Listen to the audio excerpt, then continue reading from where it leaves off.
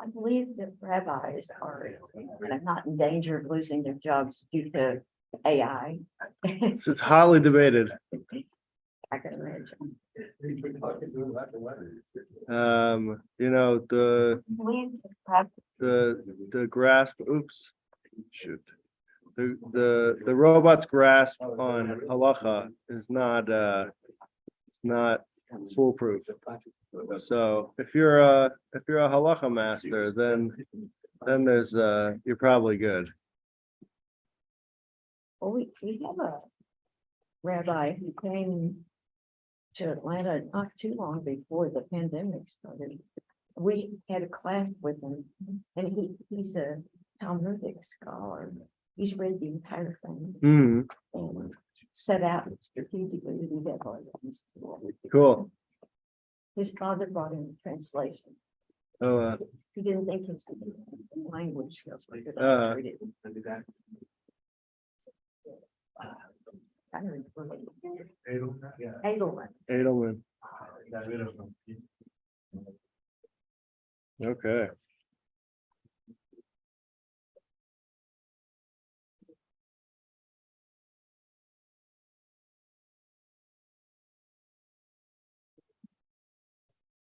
All right.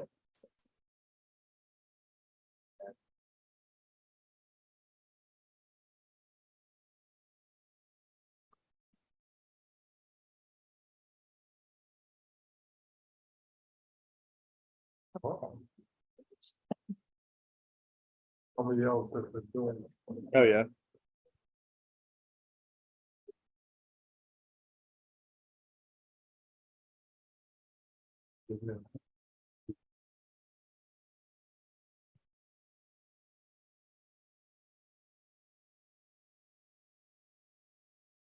Okay.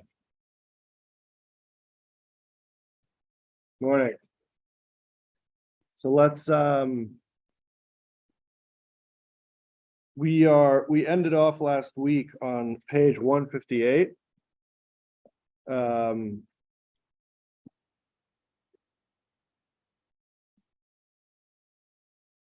So to briefly recap,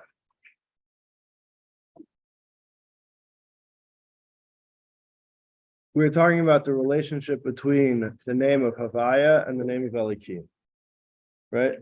So we're told that God has these two names that represent two manners in which he relates to creation. Havaya being infinite, being representing the capacity for infinity, right? Havaya is the way that we articulate the four-letter name of God that's spelled Yud K Vav K. Normally in prayer or when we read the Torah, we pronounce it as Adonai, but to reserve that as something special, we don't employ that otherwise. And so when we're talking, especially in the context of Kabbalah, right, some people use the term Hashem. It's all interchangeable. Hashem is one. Hashem means the name, and then Havaya really means like existence in some way. So the name Yud Ke Vav Ke is an amalgamation of Haya, Heva, V'yia, past or was, is, and will be, is more correct. And it indicates to us God's transcendence above time and space. Right, that's the capacity for the infinite. And then Elikim is the capacity for the finite. And that is represented, or one of the ways that we know that is in that Elikim has the same numerical value as nature. So it represents godliness the way it is bound with by the natural order and the sort of the finitude of the natural order, right? The sun rises every day in the east and sets in the west, and that system hasn't changed since the beginning of time.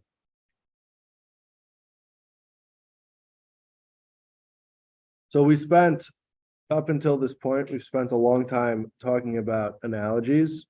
We've been talking about one analogy in particular, which is the relationship between a student and a teacher and the function of analogies in that relationship, all in looking at the transmission of a concept and trying and using that as a framework to understand a little bit of the transmission of vitality, of isness, of existence from God to a creation, right, to us. So the way we got here was that we have these two names of Havai and Elikim that seem to do opposite things. And we said, and we began the conversation by saying that classically we understand them to do opposite things, and we were good with that.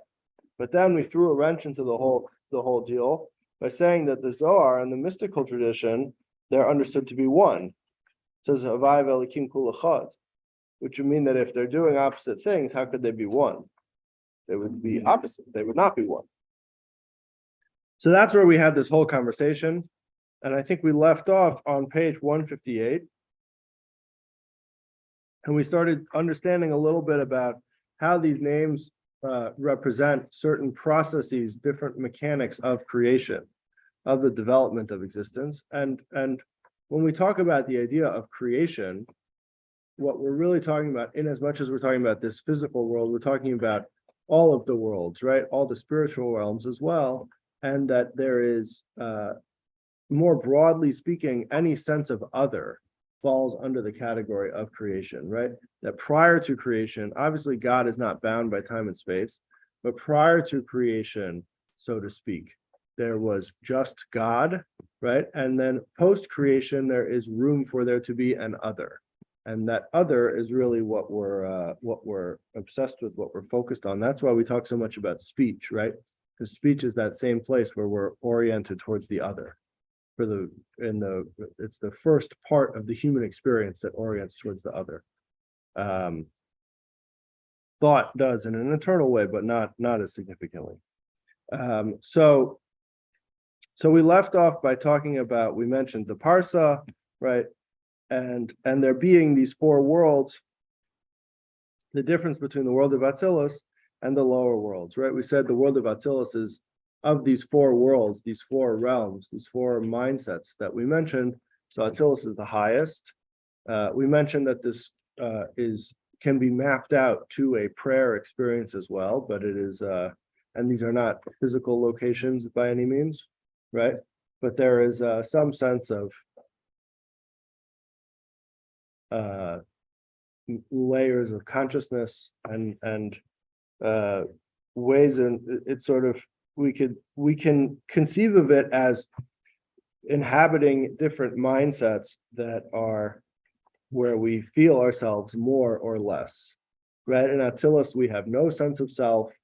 In Asiya, in this physical world, we have a total sense of self, right? We feel ourselves first and everything else secondary, and it's sort of a spectrum in between that. And that's why there are certain angels. The tradition tells us about certain angels that exist in some realms and not in other realms. Our liturgy reflects this. In the morning service, we talk about the angels. The angels are different realities of feeling oneself and feeling God, right? Feeling separated as opposed to feeling connected. So that's I think where we're at. On the bottom, page 158, he introduces it by saying, "Legabe atmos arensof hamashpia ein shem elikim ma'alim klal." He gives this idea of a one-way mirror. So let's pick up on 159, and let's see. So basically, what we're saying is that we're trying to show how even though they're opposite forces, they are also working in tandem, right? So what we're going to say based on this very elaborate analogy that we've spent lots of time breaking down and exploring is that we really challenged the nature of what concealment is about. Both concealment and revelation, but certainly concealment. Right, and we said that while there is a process of concealment, while sort of from a simplistic view from an elementary position, it seems like there's a process of concealment going on. Let's go back to the teacher and the student, right? The teacher is transmitting a concept to the student. It seems like there is a process of concealment that goes on for that transmission to be effective, right? That he only gives the most external part of it or the most baseline part of it. But we said for the teacher's experience, he never experiences any type of concealment. The concept is present in his mind in its entirety. So there's no concealment for him. And if there's no concealment for him, that means that, truly speaking, there's no concealment for the student either.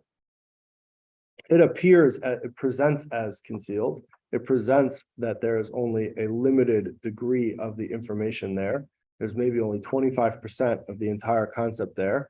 But in reality, just like there's no concealment for the teacher, there's actually none for the student. And that's why we said this concept that a student can reach the level of his teacher after 40 years, right? That on any one concept of after 40 years of reflection and digestion, the student can have the same ownership over the concept and the same relationship with the concept that the teacher has. And that's not a hard and fast rule, but that's sort of like how the Talmud sort of conceives of that, broadly speaking. So it means that while concealment sort of appears to be there, there's not actually any concealment. And this is where we're going to go to understand how this world exists, right? To say that this world, while it doesn't look like God is present in this world, that doesn't mean that he's concealed, and that certainly doesn't mean that he's not here, right? That's ultimately where we're trying to get. Okay, so the top of page 159. Relative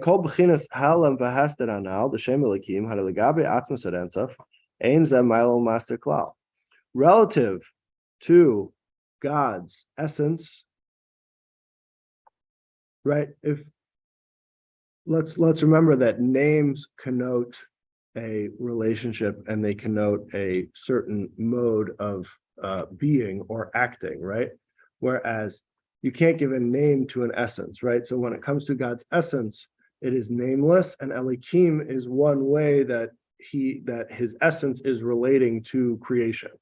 So what Elikim represents, the mechanics of what Elikim does as a name, as a mode of relation, which is the process of concealment. The concealment isn't affecting God's essence, right? God's essence is beyond any effect. It can't be affected by anything, right? It's totally simplistic and essential, like not composite and not effective. Just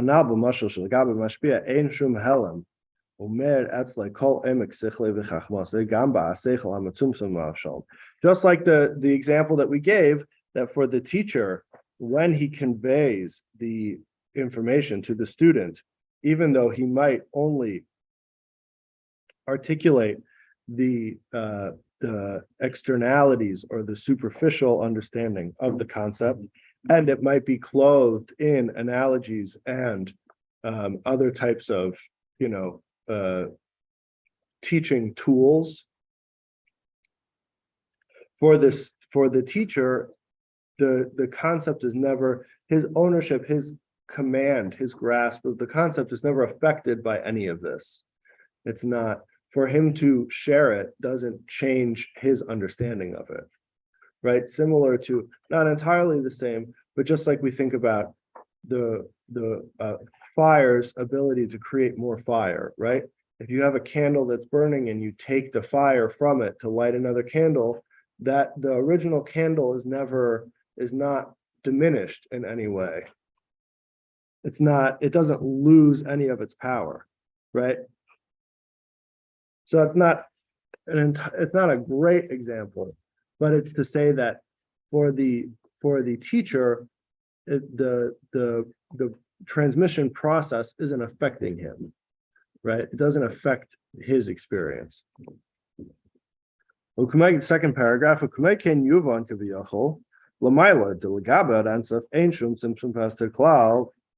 So we can apply the same idea, so to speak, above. when it comes to God's essence, the infinite light, which is God's essence, ein shum tzimtzum v'hester klal. There's no concealment, right? Which means ultimately that God's essence is present in this room right now, totally unconcealed, totally present in its essential form, right? Our perception is maybe limited, but that doesn't affect his essence. Right? So we have this principle of tzimtzum, we have this concept of tzimtzum, and on one foot, tzimtzum is the Arizal writes, or the Arizal teaches, that prior to the creation of the world, all that existed was the Ein Sof, the infinite one, God's essence, and the light, the Ar Ein Sof, his light, which is also infinite.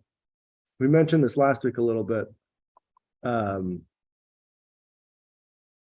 Ar Ein Sof, the light of the Ein Sof, is really about the capacity to be recognized, the capacity to express outwards, the capacity to relate to another, that is maybe in some ways essential to God's essence. It's very nuanced to distinguish between Ein Sof and Ar Ein Sof, and I think it's probably beyond what we're trying to do here, and in some ways it's beyond my conception. But there is technically a difference. Anyways, there was this light that was infinite, and God retracted some of the light. The story goes, the way it's written, that he retracted some of the light, created a negative space, a makom chol, a void, that was absent of light, and then reinserted a minimal amount of light, what's called a kav, which means a line, a very minute amount of light, of energy, of godliness, from which there was able to be the finite expression, the finite creation of this entire expanse of worlds, both the spiritual realms and our physical universe. And so this vacuum is the process of creating the vacuum is called tzimtzum. Tzimtzum means to contract or to constrict. And so there is this contraction that creates this negative space, that creates this vacuum space that can be infused with a more limited sense of godliness. Now, a couple of things, not to go too deep in this. I mean, we sort of can't avoid it, and this is the Kabbalah class, so we can go kind of deep. The first thing is that while we articulate this, while we conceive of this space as being a vacuum or as being a negative space, as being a void, absent of godliness, it's not actually absent of godliness, because nothing can exist without godliness. There is no existence without godliness. So it was not removed in the literal sense that there was a space that was, because there wouldn't be space. It was concealed to such a degree that it appeared as if it was not there, and we could conceive of it as being this negative space, as being this void.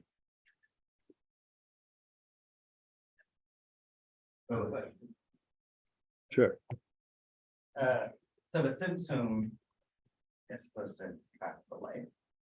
The negative space also seems to be doing something like something similar. Like, is the negative space sort of created in similar sense to the tzimtzum? Like, how does that work? The creation of the negative space is the tzimtzum. That is okay. That's referred to as tzimtzum arishon, the first tzimtzum, the first contraction.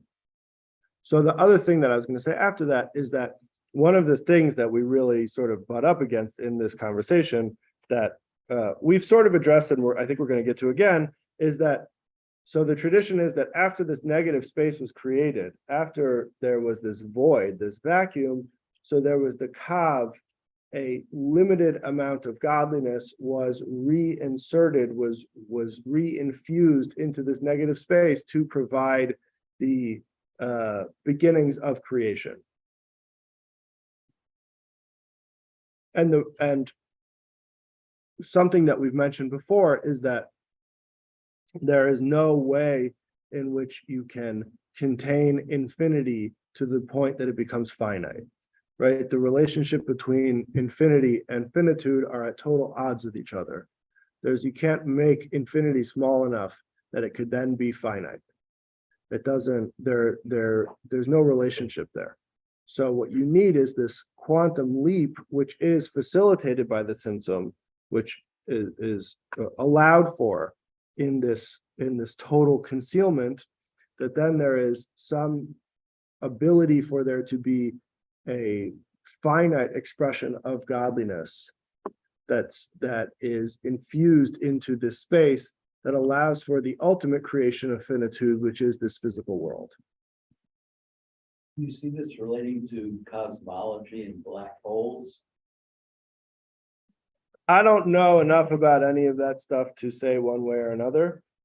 I know there's a guy who wrote a book called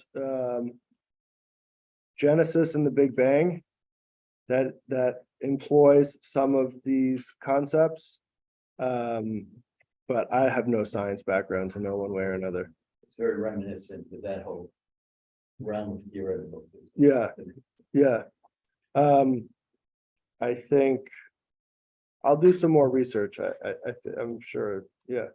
There's the concept of Big Bang started as something very small in contraction, and then there's expansion. So Yeah. it's also similar to the names. It's also similar to the letters of Vayada'ata. Yeah. So God's name. So we can map this all on God's name, right? Because the Yud is the smallest letter, is like a point, is the first letter, and that's the sort of the initial spark.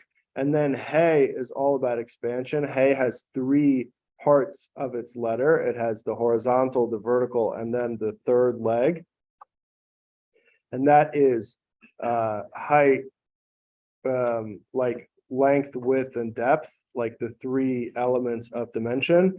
And then Vav is a vertical line, is all about connection and about further drawing down. And then there's another expansion even further, which facilitates the depth, the dimension of maybe the three dimensions of this physical world. Yeah. Could this at all be similar? Have you heard of the Dark Night of the Soul? No. So there's a time that they say on an individual experience, and I think that's a little bit more than Hindu, where an individual will experience a dark night of the soul, and it kind of is similar to this. And then they say that the Kundalini, which is that force, that energy, rises, and it's the same strength. But I'm not sure if maybe there's a correlation there. I don't know anything about Hinduism. Certainly could be. Can you reiterate the first two stages before the contraction? What was it? So it says that there was God, there's the Ein Sof, the infinite one, and the Ar Ein Sof, the light of the infinite one, which echoes the teaching in the Talmud, which says that there was God and his name. So the light sort of functions as a name. It's a similar concept in which it is about the capacity to relate to an other, right? And you have no use for a name on a desert island if nobody's calling you by it, right? A name is something that we have to relate to other people. It's a function of there being an other that we need names. So even prior to creation, prior to the system of creation, and right, we have to always bear in mind that this isn't temporal. This isn't actually like linear in time, but preceding the necessity of creation or the process of creation, more intrinsic, more essential to God's essence is even the capacity for a name, the capacity to relate to a zulas, or to relate to another, because the entire, the whole, it always comes back to that there is this essential desire, the language that's used is that there's a taiva, which means like a craving or an insatiable desire for creation, for a finite realm to express and be and outwardly exude godliness, for this physical world to manifest godliness.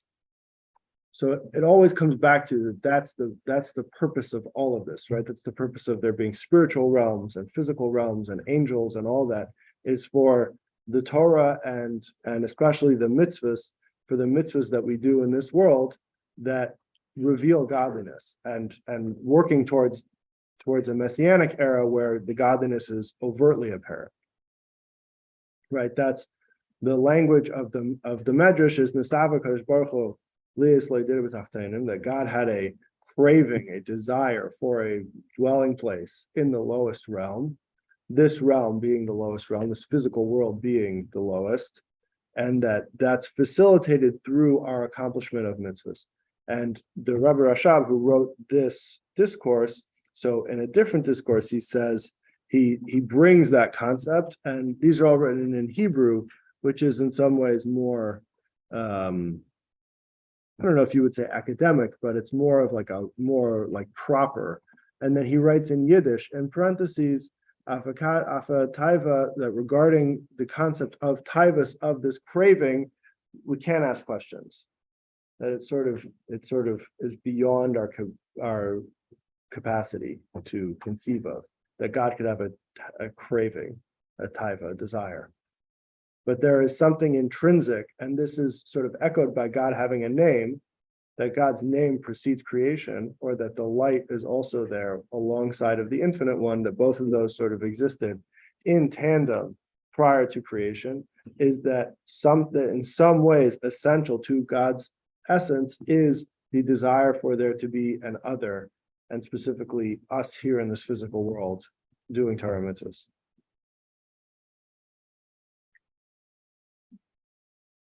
Okay, so when we talk about Tzimtzum, so we perceive Tzimtzum as something that's very real, right? In our experience, Tzimtzum is very real because this physical world is very real, right? We have no question that this world is very real. So this goes through different proofs to prove how the world is real, but we also just know that the world is real. So the Tzimtzum is what facilitated this whole world, facilitated creation, the process of creation to create a finite world. But at the same time, in as much as it is very real, it is not real to God's essence. And that God's essence is present here at this moment, unaffected by the Tzimtzum, unaffected by time and space, unaffected by any concept of limitation. As the Shemayim V'Asad Ani Mala, like the verse says, that I fill the heavens and the earth.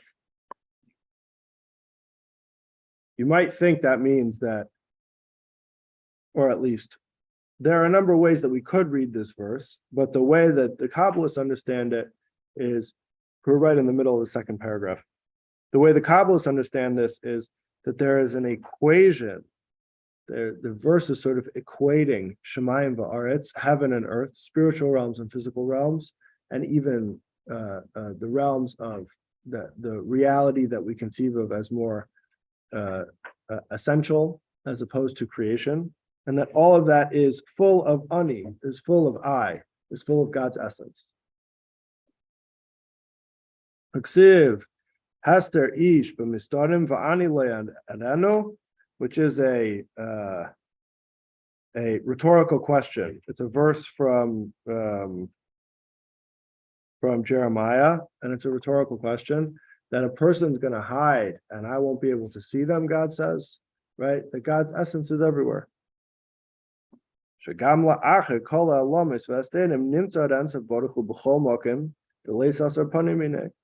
Right? That even with all of these contractions and all these concealments and all of these ways that godliness is covered over, and the fact that we can go 120 years in this world, a person could not think about God, a person could convince himself that evolution is the only the only metric at play, or the only power at play, and that this world is just full of coincidence and happenstance and running on its own energy, like the Energizer Bunny. But at the same time, God's essence is present here in this space. This concept, let's just finish the paragraph before I start going off. That the Zohar tells us, right? The Zohar.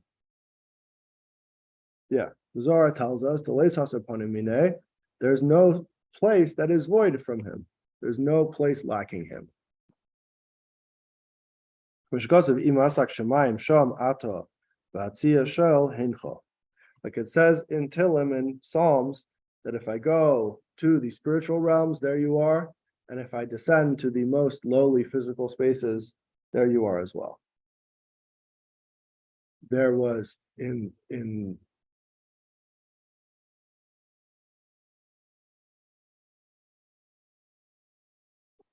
there was a conversation in the early generations of the Hasidic movement when the Alter Rebbe wrote Tanya. There was another rabbi known as the Vilna Gaon, who was the rabbi of Vilna, and he was also a major Kabbalist, but was also majorly against Chassidus. And there was a very serious feud going on, and it got really nasty. Went on for a long time. And in Tanya, which is the foundational text of Chabad philosophy, I would say really of Hasidic philosophy. So the second section is called Shayicha v'Emunah, the gate of unity and of belief. And it addresses this concept, the foundation for this conversation. And one of the things that he talks about over there is, in talking about Tzimtzum, is addressing how the other schools of thought understand Tzimtzum and why they are incorrect. And it's not articulated over there, but in a colloquial sense, we could understand it that in a lot of ways, the question is like, at one point, the question was like, Chassidus is saying, the Chassidic approach is saying that God's essence is present in the bathroom. And that for the non-Chassidic school of thought, that was totally unacceptable. And they wanted to explain it through different ways. There's a verse in Tillim that says that God is peering through the cracks and he looks through the windows, that he's not in the bathroom, but he's looking at you when you're in the bathroom, right? But that there are spaces that are so contrary to kedusha, to holiness and to alignment, that godliness couldn't be present there.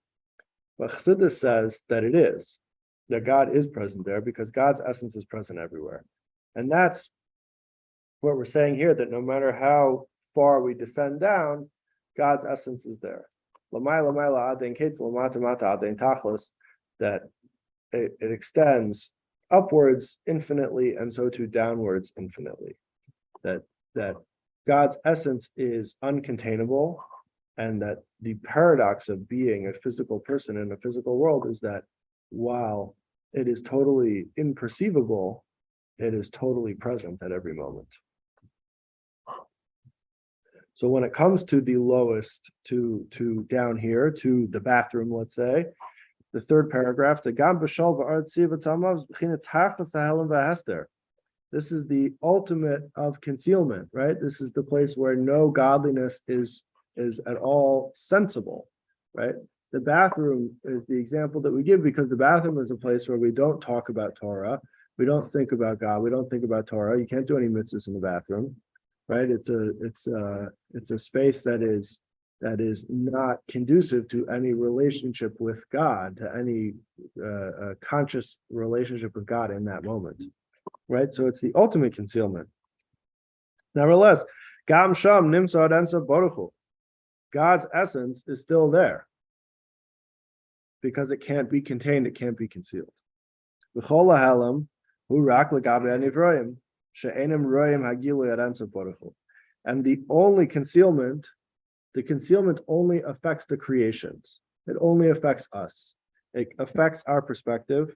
She'enam roim, that we can't see Gilu Aransav. We can't see the revelation. We can't see the expression. We can't perceive God's essence here in this moment, in this space. But that has no bearing on the truth of the matter, which is that it is here. There's no concealment for God.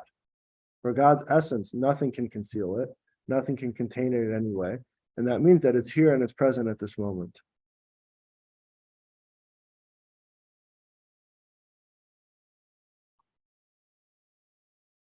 So on 160, he has a cute little idea about how our eye technically sees upside down and the brain flips the image. And he's saying that God sort of maybe imbued within the physical capacity for sight some element of telling us that like what we see isn't everything, right? It's not all what you see. It's not the be all and end all. And to remember that our eye can play tricks on us. It's a cute idea. Anyways, v'hine bemes ein zeh hester amiti l'gabe nivroim gamke.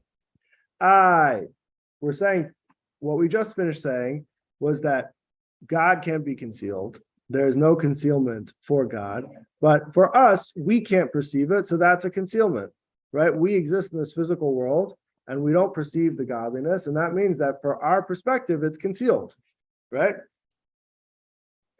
But just like we said that for the teacher, there's no concealment in the transmission of the concept. And that ultimately what that means is also by the student, there's no concealment. So too, just like by Hashem, just for God's essence, there's no concealment. That means for us, there's also no concealment.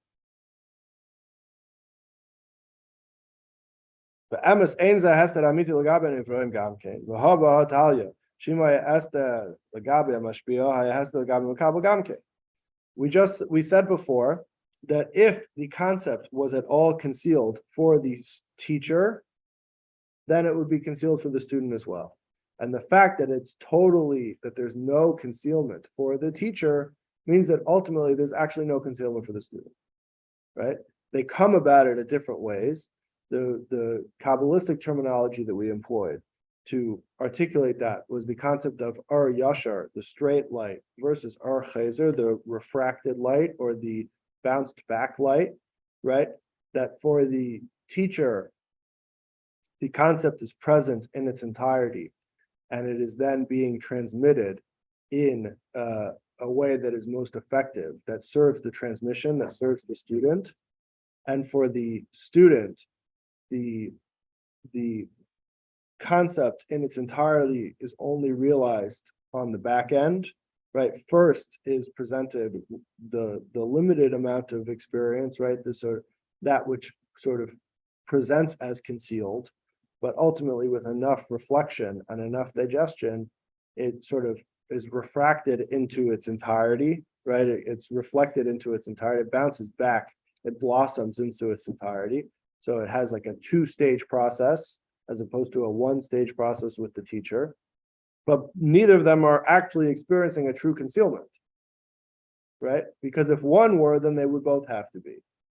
And so we're saying if we're going to apply the same logic to say that if if there's no concealment on God's end, then that means truly there's actually no concealment on our end either. Right?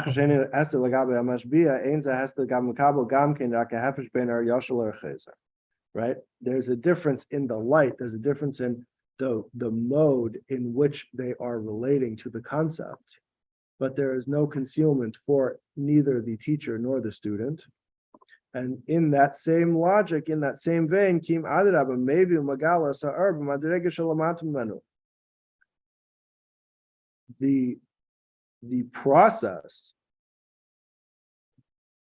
facilitates for there to be godliness in this physical world. Not that it is concealed, but it is revealed. It's revealed in maybe a different way than we conceived it previously, but it is present and it is here in this moment. So we're going to break this down further because it's a little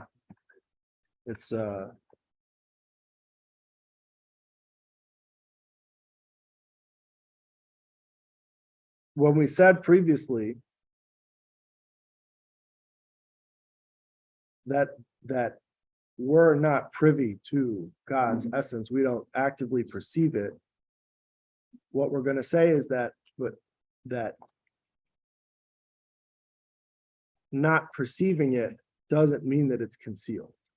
That's where we're going to try to go. Let's see if we can make that work. Continuing on 161. Inyan. Dine b'shem Havaya atzmai lo yehaya efshar li'as havasa illness. When it comes to Shem Havaya, when it comes to the way God relates in the infinite, unbounded form, there's no way to contain that in such a way that there could be ultimately a finite world, that there could be this physical world, right? Because infinity can't be contained in any way that could then create finitude. It requires a quantum leap. So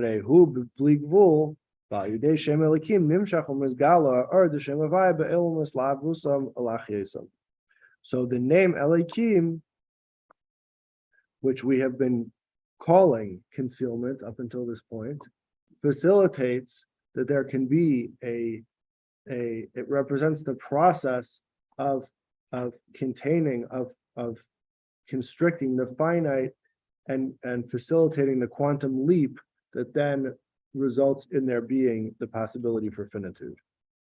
Sorry, to be clear, what do you mean by quantum?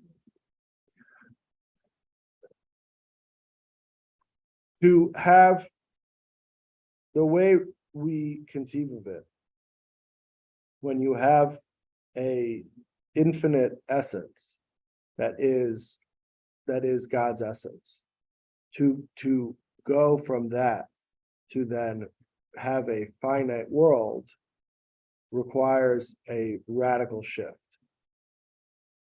It can't be linear.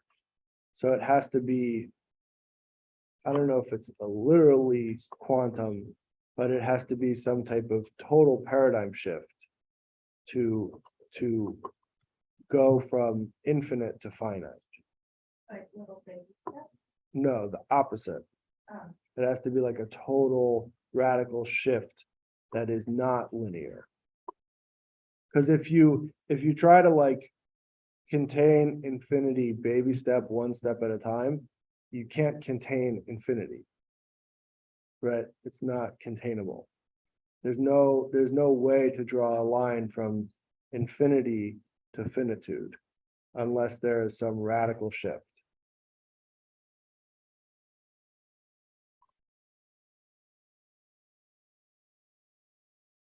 So I think we can sort of conceive of it as something like a quantum leap, as some sort of total like breaking free of the linearness of it, of totally shifting the sort of the limitations of being infinite. for lack of a better expression.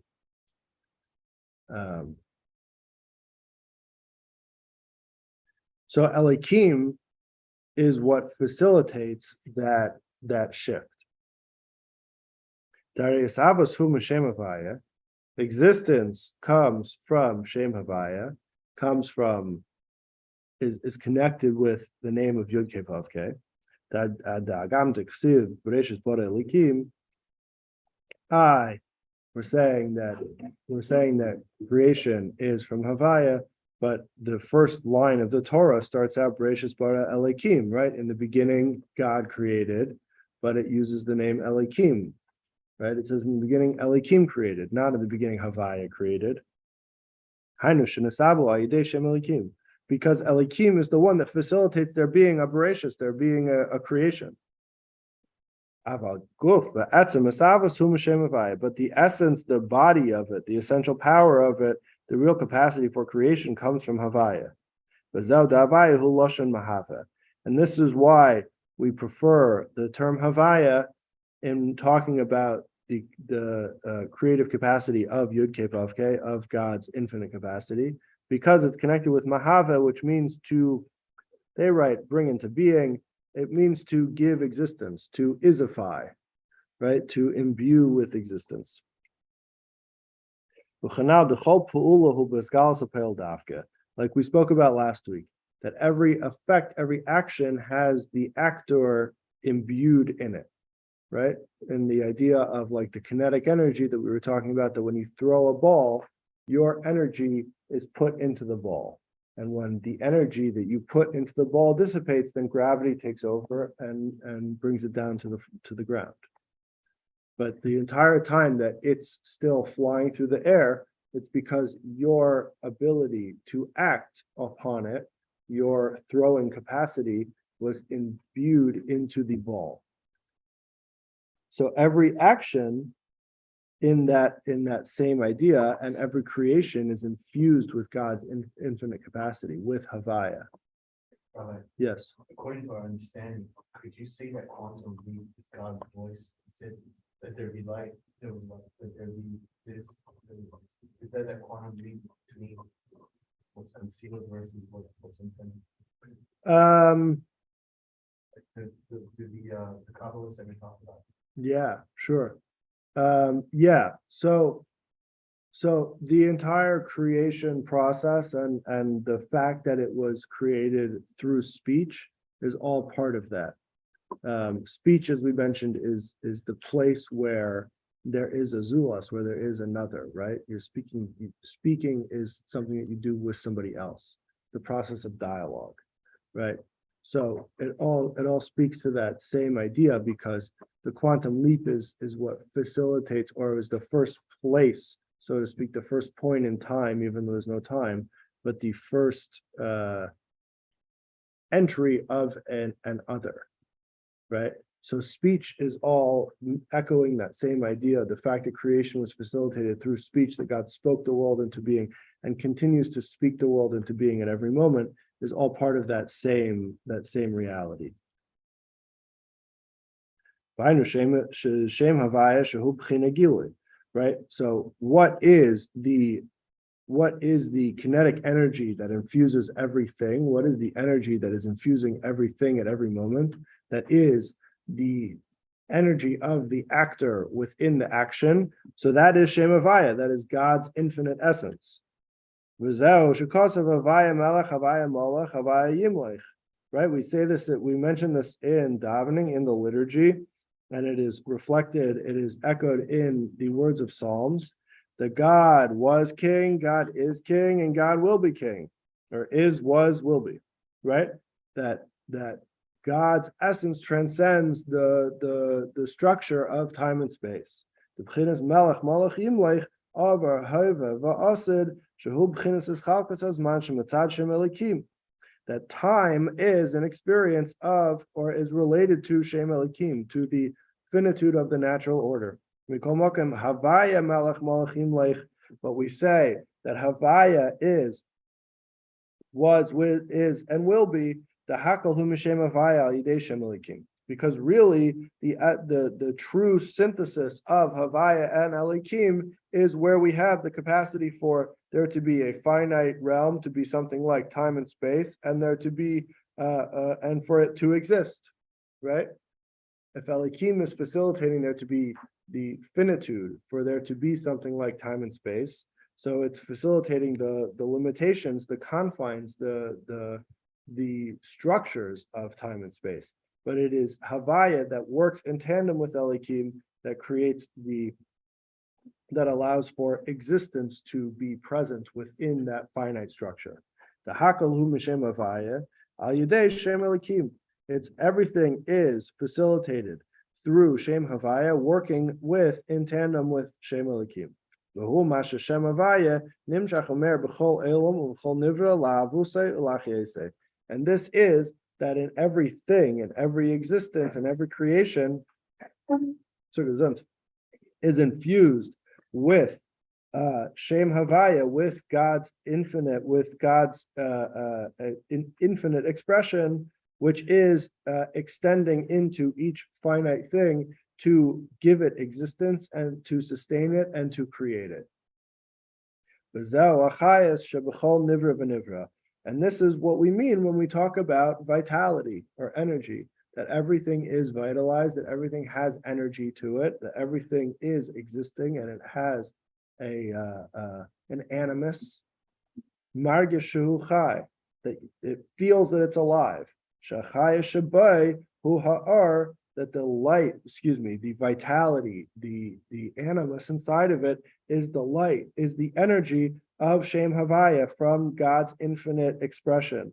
Shenimshach al yedei, which extends and which is in some ways meted out for each thing individually through Shem Elikim. That the infinite is then oriented and almost like distributed to to everything in different manners through Shem Elikim. So, a dog has more godliness than a rock, right? In some sense, it has more vitality to it than a rock, right?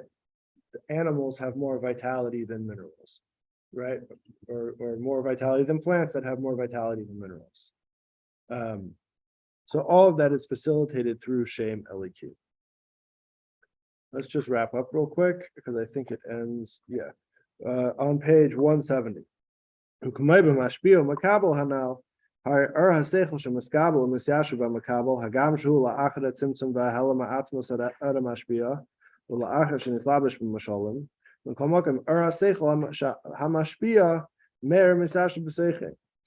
like the relationship between the teacher and the student, that the student, receives the information, it is conveyed to him post-symptom, so to speak, after the teacher has figured out a way to articulate it in a way that only presents certain parts of it, though it contains all of it. So even though he's working from a post-symptom model, it is still, the concept is there in its entirety in his mind as soon as it's transmitted for the first time. He just has to work with it and break it down and explore it and digest it to get it in its entirety. But that doesn't mean that it's not in his mind in its entirety. That the teachers, that the energy of the teacher's concept or the energy of the transmission is present for the student as soon as he hears it. The potential is granted to grasp the mashpia's inner intent, right? That if the student explores it enough, he will come to the same place that the teacher is at. And that's because the teacher is able to, in successful transmission, is able to put the entirety of it in the concept. Page 171. So too the light and the vitality, the animus that is in every created thing, right? That at everything's core, at everything's essence is a divine spark that is vitalizing it, that is infusing it at every moment. And this is the Shem Eliki, the Shem Havaya, excuse me. This is an expression, this is the energy of Shem Havaya, Shenimshach Hayidei Shem Elikim, that is oriented, that is directed, that is contained and infused into each finite thing through the process, through the mechanics of Shem Elikim, the name of Elikim. And therefore it's able to infuse within each, enclose within each thing. Sheyesh b'zeh gam ken b'china haster v'hu ma she'ein hanivra margeshu chayes eliki. There is some perceived concealment there, insofar as we don't necessarily feel that there is godliness vitalizing our existence at every moment. Aval be'emes ein zeh haster amiti. But it's not a true concealment. Because the fact of the matter is that it is present there. And if we reflect on it, and if we are attuned to it, it doesn't take us a lot to realize that there is some divine energy flowing through us that is giving us our existence, that is sustaining our existence at every moment. And a person can feel this that when he focuses on it. When a person sees a corpse, God forbid, it becomes pretty clear that there is some type of divine energy that is sustaining a body that allows it to, wiggle its toes and walk around. That is more than just, the heart pumping blood through the body, right? If a person, it doesn't take a lot for a person to realize that he doesn't want to step out in front of a bus, because there is a sense of there being some divine vitality that is sustaining our existence, that is connected with our sense of, self-preservation and our individualized existence. The Alter Rebbe actually says that everything that is created is infused with vitality from godliness, right? That's what we're saying in the Mimer here.